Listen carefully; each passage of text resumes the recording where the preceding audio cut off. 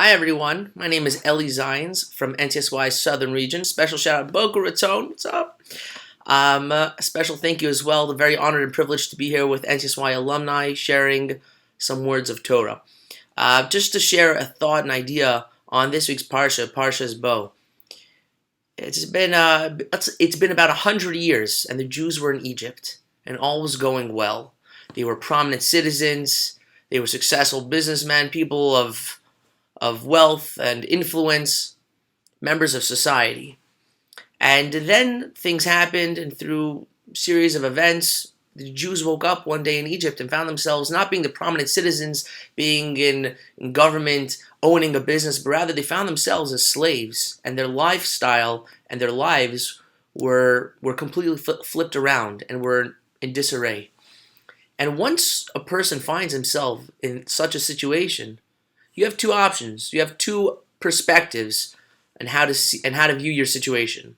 The first perspective is you remember the good old days. You remember a few years ago when I was a respected citizen of Egypt, when things were going so well, where we were wealthy, we were accepted into society. I was someone of importance, and now look at us. I just wish we can go back to the golden years. I wish we can go back to the good old days when things were great. We got along with our Egyptian neighbors.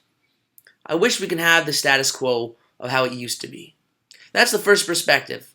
Wanting to go back to how things used to be.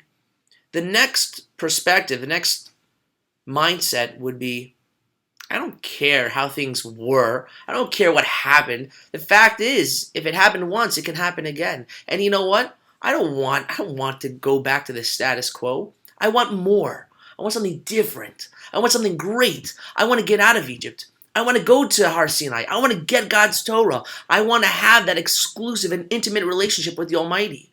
And then I want to go to Israel, where I'll be able to solidify my Jewish identity. I want more.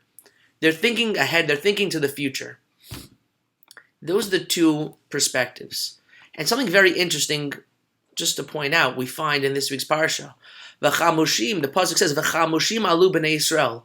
The Jews left Egypt, but they left armed. They left with with many possessions. But Rashi, one of the most famous commentaries in the world, he says something very interesting. He says that V'chamushim alu b'nei Yisrael doesn't literally mean, is not limited to meaning that the Jews left Egypt with various possessions, they left armed, but rather, v'chamushim, they left only 1/5 of the Jews left. Only 20% of the Jewish population left Egypt. The rest, they perished in Egypt. You hear that, it's quite troubling. The numbers which have been given and the studies and the commentaries which have addressed this issue, and also in current years, let's do the math. You have 600,000 men between the ages of 20 and 60 that were by Har Sinai. So that does not include women or children, nor men under 20 or over 20.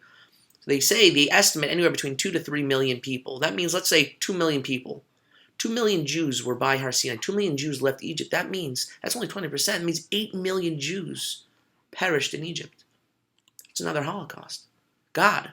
How does God determine? How did God decide which Jews were going to leave Egypt and which were not? What were the prerequisites in order to leave slavery, to leave Egypt? The answer, as our sages tell us, very simple. If you wanted to get out of Egypt, if you wanted to have that relationship with God, that's all it took. You had to have the desire to leave. You had to have the strength to tell yourself, I want to get out of this situation. I don't want to stay here. I don't want things to go back to how it used to be. But rather, I want more because I'm thinking ahead. I'm able to see to the future that there's something which I'm destined to do, something further, something greater in life. There's so much more that has to be done, and there's so much more potential that has to come to fruition. The only way to do that is to enhance and build that exclusive and intimate relationship between myself and Hashem, between myself and the Almighty. The only prerequisite to leave Egypt was the desire to get out. That was it. If we think ahead, if we think to the future, if we're always looking for ways to grow and enhance our relationship with God, that will drive us to accomplish incredible things. That will drive us to something of greatness, something unique, and will hopefully take us from one level to the next, to the next, to the next. It's very interesting as well. It's a side note, kind of related, but not really. Our sages tell us that while the Jews were in Egypt, had they stayed in Egypt a moment longer, then they would have sunk into the 50th level, the lowest level of spirituality. And then once you get there, there's no going back. However, the Chida, one of the early commentaries, he writes something fascinating. He says that he's talking in his generation, the Chida says that in his generation, we're at the 50th level of Tumah. We're the lowest level of spirituality. Time out. We're at the lowest level of spirituality.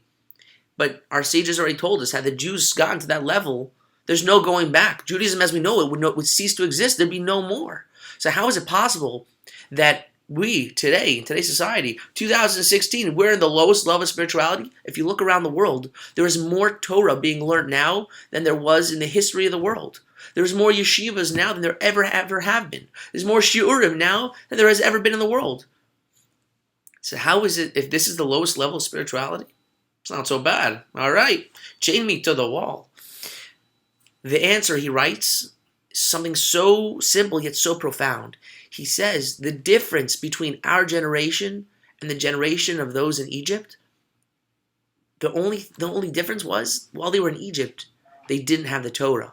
But for us, we do have the Torah. The Torah is our life vest. It's our boat that keeps us afloat. It's what allows us to survive, even surrounded in a world of corruption, a world of temptation, surrounded by a world of challenges. And so for us to be able to hold on to God's Torah, to hold on to such incredible gift from HaKadosh Baruch Hu himself, that's what sustains us. That's what allows us to have the drive. That's what allows us to continue to grow, to look ahead, to look to the future for our own spirituality and our own growth.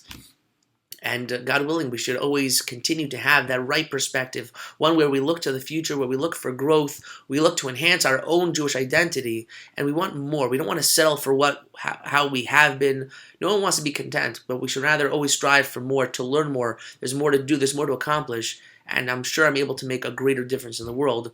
I just have to push myself.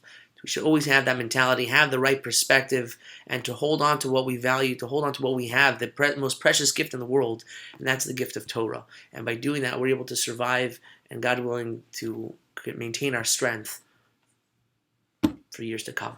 Have a great Shabbos.